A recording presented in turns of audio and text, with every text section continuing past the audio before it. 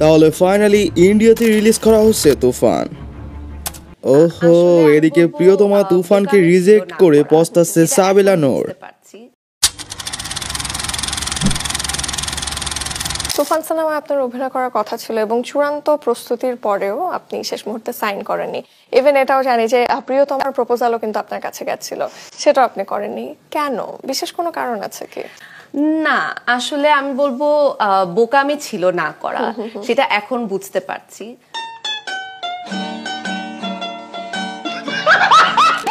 ভাইরে, এর জন্যই কবি সব সময় বলতেন ভাবিয়া করিও কাজ, করিয়া ভাবিও না। সাবিলা নূরকে যখন প্রিয়তমা বা তুফানের মেইন হিরোইনের রোল প্লে করার জন্য প্রপোজ করা হয়, না জানি তিনি কি ভেবে তার রিজেক্ট করেছিলেন। হয়তো ভেবেছিলেন এর থেকেও বড় কোনো প্রজেক্টের প্রপোজ আসতে পারে। তবে তিনি যে এখন পস্তাচ্ছেন সেটা কিন্তু স্পষ্ট বোঝাই যাচ্ছে। তবে তিনি যদি প্রিয়তমা বা তুফান সিনেমাতে কাজ করতেন তাহলে কিন্তু তার সিনেমা জগতের এন্ট্রি নেওয়াটা সার্থক হয়ে যেত।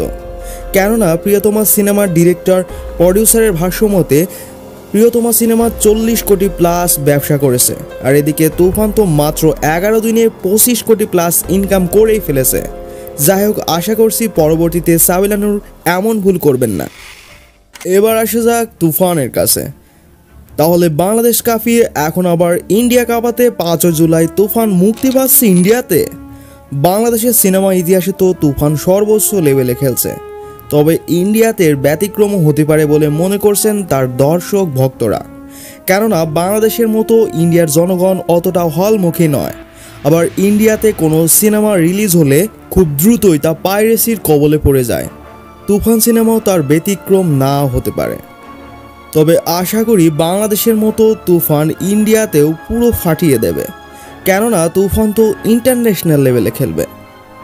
প্রিয় দর্শক, আপনার কি মনে হয় তুফান কি বাংলাদেশের মতো ইন্ডিয়াতেও ব্যবসা করতে পারবে?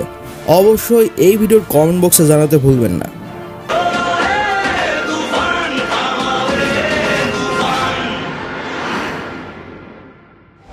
প্রিয় দর্শক, ভিডিওটি যদি ভালো লেগে থাকে তাহলে অবশ্যই এই ভিডিওতে একটি লাইক দিন আর সাবস্ক্রাইব করে রাখুন নতুন নতুন ভিডিওর আপডেট পাওয়ার জন্য। আর চ্যানেলটি ভিজিট করে দেখে নিন পুরাতন সব ভিডিওগুলো।